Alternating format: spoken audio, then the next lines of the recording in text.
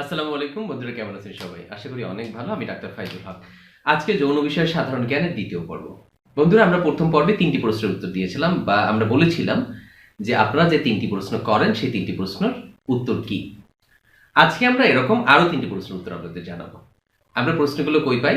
আপনারা আমাদের কাছে চেম্বারে এসে সরাসরি যে প্রশ্নগুলো করেন, কমন প্রশ্ন, অথবা ফোনে যে কমন প্রশ্নগুলো করেন, ঠিক এরকমের প্রশ্নের উত্তর, যেগুলো আপনারা অনেকে জানেন না, আবার অনেকে জানেন। যারা জানেন না তাদের ক্ষেত্রে হয়তো খুব হেল্প করবে, কারণ আপনি মনে করছেন যে আপনার মনে হয় অনেক বড় রোগ আছে। বন্ধুরা, প্রথম আজকে যে প্রশ্ন, কমন যে প্রশ্নের কথাটা বলবো, প্রথম হচ্ছে আমি জানতে চাচ্ছি, পেশেন্ট বলে বা ফোন দিয়ে বলে যে ডক্টর, আমি জানতে চাচ্ছি যে হস্তমৈথুন করলে কোনো সমস্যা হবে কি না, বা হস্তমৈথুন আমি করছি, বাদ দিতে পারি না, আমার কোনো ক্ষতি হবে কিনা। বন্ধুরা, উত্তরটা খুব সেন্সিটিভ। ধর্মের সাথে একটা সম্পর্ক আছে। আমি যেহেতু মুসলমান, আগে আমার কাছে কি ধর্ম, তাই না? ইসলাম ধর্ম বলে এটা একদম হারাম, আমরা এটা করবো না। এখন আসেন মেডিকেল সায়েন্স কি বলে। আমি আবারও বলি যে আশা করি আপনারা এই প্রশ্নের উত্তর শুনে আমাকে এরকম কেউ গালাগাল করবেন না।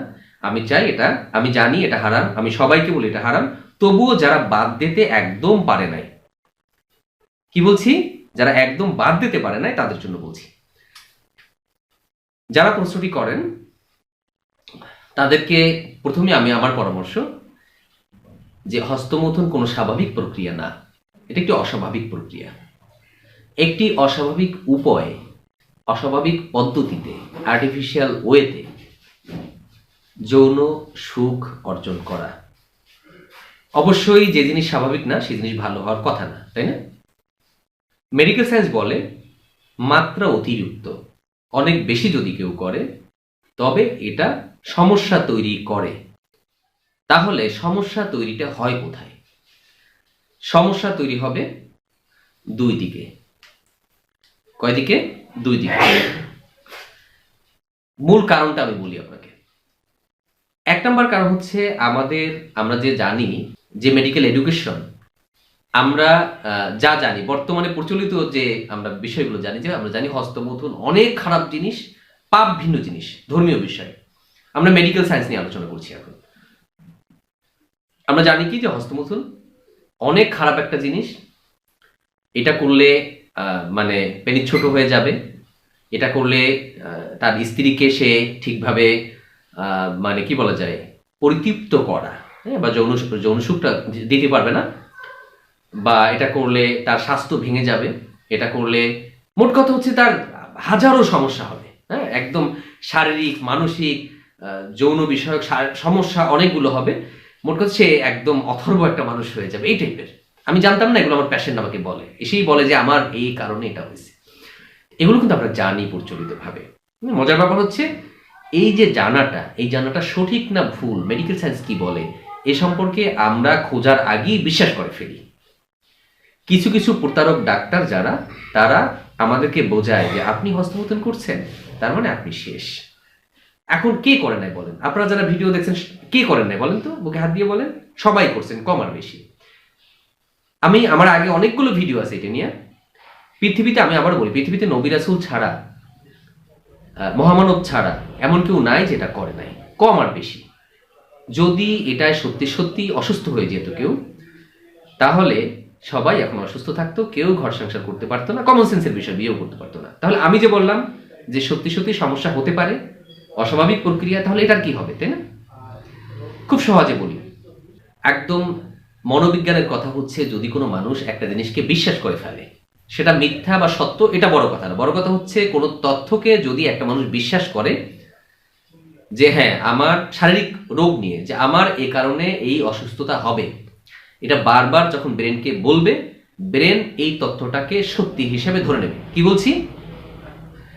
কোনো বিষয়ে যদি একটা মানুষ বারবার বলতে থাকে, নিজে নিজে চিন্তা করতে থাকে, ব্রেনকে তথ্য দিতে থাকে যে এই কারণে আমি অসুস্থ হব, আমার রোগ হবে, তাহলে সত্যি সত্যি সে অসুস্থ হয়ে যাবে। ব্রেন ওটাকে যাচাই করবে না সত্য না মিথ্যা, ব্রেন ওই মিথ্যা তথ্য হলেও তাকে সঠিক হিসেবে ধরে নেবে। আশা করি বুঝছেন। আমরা কি জানি হস্তমৈথুন নিয়ে?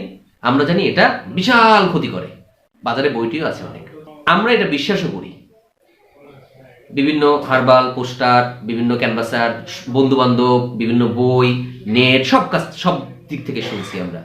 এবং এটা যদি আমরা বিশ্বাস করে ফেলি, তখন সেটা কম হোক বেশি হোক, আমি বিশ্বাস যদি করে ফেলি, তখন আমার ব্রেন আমি অসুস্থ হওয়ার জন্য যা যা দরকার এটাই করবে, আমাকে অসুস্থ করে দেবে। আশা করি বুঝছেন। বুঝেন না মনে হয়, অনেকেই বুঝে ফেলছেন। আবার সহজ করি, আমি যদি বিশ্বাস করে ফেলি হস্তমৈথুনের ফলে আমার এই সমস্যা হবে, এটা যদি ব্রেন একবার বুঝে ফেলে, আমি যদি আমার ব্রেনকে দিয়ে দেই এবং ব্রেন যদি এটাকে সত্যি সত্যি ধরে নেয় যে হ্যাঁ আমি অসুস্থ হয়ে যাব, তাহলে আমি আসলে অসুস্থ হয়ে যাব। তাহলে আমাদের কি করতে হবে বলেন? প্রথমেই বলছি এটা অস্বাভাবিক প্রক্রিয়া, স্বাভাবিক না। যেহেতু আপনি করেই ফেলছেন, হস্তমৈথুনটা কি করেই ফেলছেন, আপনি আর চাচ্ছেন না করতে, তাই না? আপনি ধরেন চাচ্ছেন না, তাহলে আগে যা করছেন তার জন্য কি হবে?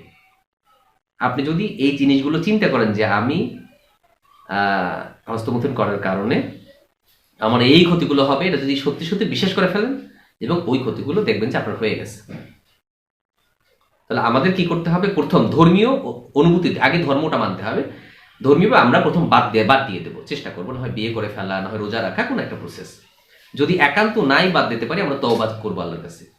তবে এটা বিশ্বাস করবো যে মেডিকেল সায়েন্স বলে যেটা হয়ে গেছে হয়ে গেছে, ওইটা নিয়ে আর টেনশন করার কিছু নাই। আমরা পুষ্টিকর খাবার খাবো, বাদ দিয়ে দেব। যদি একান্ত কেউ না পারে, করে ফেলছে, ধর্মীয়ভাবে সে তওবা করবে, আল্লাহ আমি আর করবো না, তুমি সাহায্য করো। বাট মেডিকেল সায়েন্স বলে পরিমিত করলে কিচ্ছু হয় না। যদি আপনার মাথার মধ্যে এটা থাকে যে না মেডিকেল সায়েন্স বলে কিচ্ছু হয় না, সত্যি সত্যি দেখবেন এটা কিচ্ছু হয় না, কারণ পৃথিবীতে এটা নিয়ে বহু গবেষণা হয়েছে। আশা করি বুঝতে পারছেন। তার মানে আমরা কি বুঝলাম? হস্তমৈথুন যারা করছে, আবার আপনি বলতে পারেন যে আমি অতিরিক্ত করছি, পেশেন্টরা এসে বলে আমি অতিরিক্ত করছি, অনেক বেশি করছি। ঠিকই আপনি অতিরিক্ত করছেন। কেন? কারণ আপনি যখন হস্তমৈথুনটা করছেন, মাস্টারবেশন করছেন, তখন আপনি ছোট ছিলেন, আপনি কিন্তু বোঝেন নাই। ধর্মীয় ব্যাপারটাও আপনার নলেজে ছিল না, কোনো ব্যাপারই ছিল না। আপনার ভালো লাগছে, মজা পাইছেন, করছেন, অনেক করছেন, অনেক করছেন, অনেক করছেন, এটা সবাই করে। তো সবাই তো অতিরিক্তই করছে। তো এর মধ্য থেকেও তো মানুষ সুস্থ আছে, বিয়ে করছে, সংসার করছে, বাচ্চা কাচ্চা আছে না? আপনার তাহলে এখন কি করতে হবে? ঠিক এই মুহূর্ত থেকে চিন্তা করতে হবে যে না হস্তমৈথুনের ফলে রোগ হয়, যদি আমি চিন্তা করি আমার রোগ হবে। আপনি যে ভিডিও দেখছেন, এ যদি অল্প শিক্ষিত মানুষ হন তাহলে ঝামেলা আছে, এটা বুঝতে কষ্ট হবে। শিক্ষিত মানুষটা বুঝে ফেলবে, কারণ সাইকোলজির কথা, মনোবিজ্ঞানের কথা বলতেছি আমি। যদি আপনি বিশ্বাস করেন আমার কিচ্ছু হবে না, কারণ মেডিকেল সায়েন্স এটাই বলে এটা কিচ্ছু হবে না, কোনো সমস্যা নেই, আপনি বাদ দিয়ে ফেলেন, কারণ এটা অস্বাভাবিক একটা প্র্যাকটিস, এটা ঠিক না করা, বাদ দিয়ে ফেলেন, পুষ্টিকর খাবার খান, টেনশন ফ্রি থাকেন, আপনার কিচ্ছু হবে না। আগে করছেন কোনো সমস্যা নাই, যদি আপনার মনে হয় আমার অভাব পূরণের জন্য কি করবো, ওই একই কথা, পুষ্টিকর খাবার খান, টেনশন ফ্রি থাকেন, চিন্তামুক্ত থাকেন। আর মাথার মধ্যে যদি ঢুকেই যায় একবার এর জন্য আমার এই রোগ হয়েছে, নিজে যদি দূর না করতে পারেন, আপনার বাসার পাশের একজন ক্লিনিক্যাল সাইকোলজিস্টের সাথে দেখা করেন। আপনার কাউন্সিলিং লাগবে, আপনার সিবিটি লাগতে পারে, সাইকোথেরাপি লাগতে পারে, বিভিন্ন চিকিৎসা লাগতে পারে, কারণ আপনার মাথার মধ্যে অলরেডি ঢুকে গেছে এবং সত্যি সত্যি ওই সমস্যাটা শুরু হয়ে গেছে, যেটাকে আমরা সাইকোসোমাটিক ডিসঅর্ডার বলি। এটা বিভিন্নভাবে প্রকাশ হতে পারে। আশা করি বুঝে ফেলছেন। বন্ধুরা, আর একটা প্রশ্নের উত্তর দিই। অনেকেই বলেন যে ডক্টর আমার একটা জিনিস, যে আমার যে অন্ডকোষ আছে, আমার যে স্কোটাম আছে, এটা ঝুলে গেছে। ঝুলে যাওয়া বলতে কি বোঝান আসলে বলেন? আমি জিজ্ঞেস করি ঝুলে গেছে মানে কি, আপনার কি কোনো ব্যথা আছে? ফুলে গেছে? না, ব্যথা নাই, ফোলা নাই, কিচ্ছু নাই, বাট ঝুলে যাচ্ছে। একটা মজার তথ্য দিই আপনাকে। আমাদের অন্ডকোষ এমন ভাবে তৈরি করা হয়েছে, গরমের সময় এ অটোমেটিক ঝুলে যাবে, যখন শীত আসবে আস্তে আস্তে উপরের দিক, ঠান্ডায় ছোট থাকবে। এটি হচ্ছে এটা ধর্ম, এটা কোনো রোগ না, এটা নিয়ে ওষুধ খাওয়ার দরকার নেই, টেনশন করার দরকার নেই। কিন্তু যদি দেখেন ফুলা আছে, এক সাইড রশির মতো আছে, বা যে ভিতরে মনে হয় কিছু মানে শক্ত শক্ত আছে, বা একটা সাইড খুব বড় হয়ে গেছে, ব্যথা হচ্ছে, একজন চিকিৎসকের দেখান। হতে পারে যে একটা আল্ট্রাসোনোগ্রাম করার পরেই বোঝা যাবে যে এখানে কোনো সমস্যা আছে কিনা। নর্মালি যদি ব্যথা না থাকে, ফোলা না থাকে, অস্বাভাবিক কোনো সিমটম না দেখেন, ঝুলে গেল, এটা কোনো সমস্যা না, এটা নিয়ে চিকিৎসার কোনো দরকার নেই।